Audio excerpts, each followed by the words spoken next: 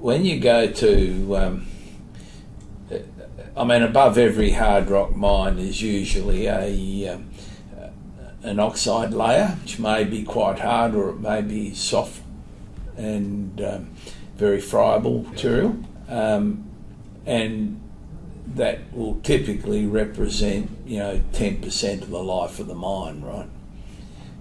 So there's some special problems that occur with that that you have to deal with particularly in the crushing plant, not so much in the wet plant, although you can have viscosity problems in your wet plant as well. But the differences, if you were just treating that soft oxide layer, so if that was all you were treating, you would consider different machinery. So you would consider a primary impact crusher, you would consider a tooth roll crusher or an MMD sizer, whatever you like to call it. And the reason for that is that the sticky clays will extrude through them, right? And so you actually can break the rocks that are in there. And then your biggest problem is how the hell do you screen it? But at least you can break it all up. Screening is still a challenge, and what you typically do then is you screen to a fairly coarse size and send it to a sag mill. But with coal, for example, which again typically is not very hard, the coal industry, because it's such a big industry, it's developed its own machinery, and things like Bradford breakers, which are just big drums that are porous, and the rocks roll around in these drums until they drop through the holes. And once it's down to about smaller than 6 inches, I'll throw it into a hammer mill or an impact crusher, and then they'll take it to maybe a secondary hammer mill, tertiary hammer mill, and then they'll send it to a washing plant or whatever they do with it. So coal, coal's a separate industry. Iron ore is, very much set up its own processes, which are based around hard rock equipment. So iron ore uses primary gyratories, uses primary jaws, uses secondaries. To date, they haven't used sizes because they tend to prize lump, or value lump. So they actually get more money for lump, which is minus 35 plus 6 or something like that, than they do for fines. So they just secondary crush, and happy days, it's off to the mills, or to the blast furnaces or wherever they're sending it. But in hard rock mining, we're normally looking for a comminution product that is in the sort of not quite talcum powder sort of fineness, but a coarse talcum powder, if you like, a 75 micron or 100 micron size particle, which generally is fine, not always, but generally is fine enough to liberate the mineral you're chasing, be that bloody copper, gold, nickel, whatever.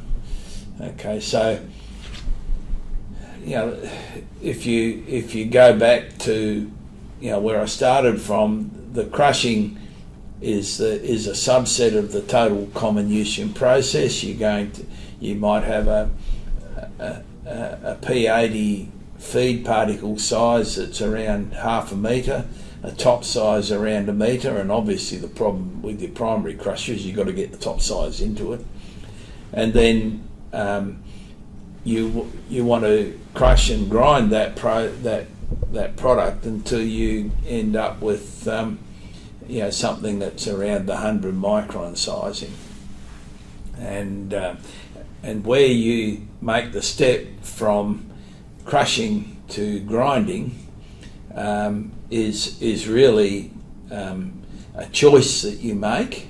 It's determined by materials handling properties, sophistication of the market that you're selling the equipment into, and so on and so forth. But in Australia, the move has been to go from primary and secondary crushing using conventional gyratories, cones, things, to a tertiary crushing stage, which is done with a high pressure grinding roll.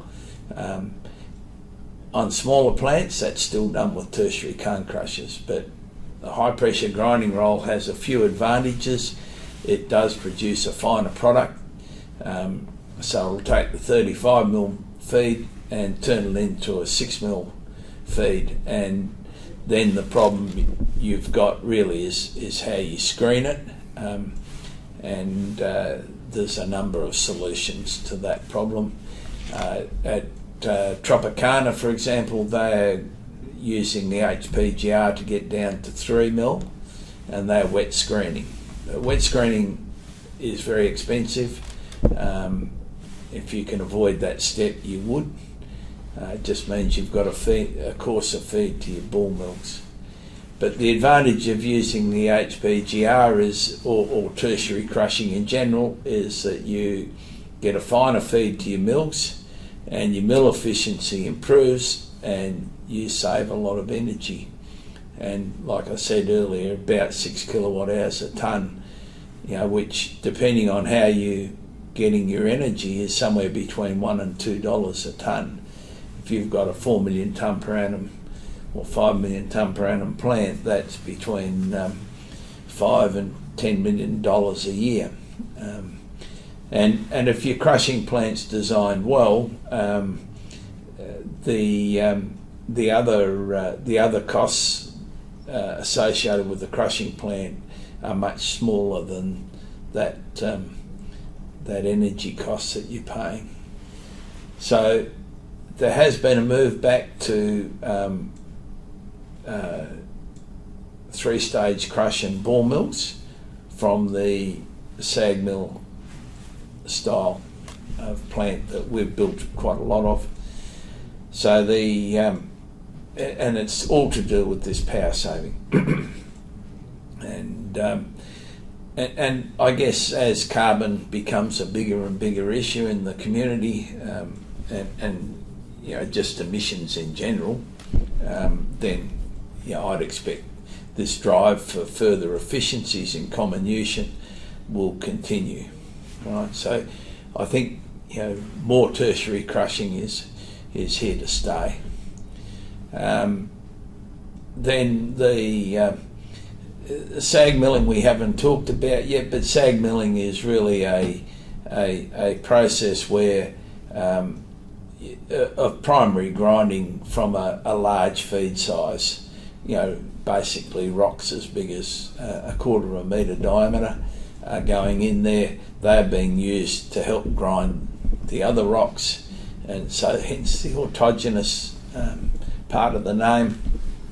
They typically have a ball charge of up to 15%, most of them running a bit lower than that, 10-12%, and they produce a fine feed for the ball mill, and typically the transfer size will be somewhere around the 1 to 2 millimetres, and then the ball mill's getting an ideal feed, and you can get very efficient ball milling. The problem, as I said earlier, with the SAG mill is that the SAG mill is basically fairly energy intensive, and it can be done far more efficiently using crushing machines. Ball milling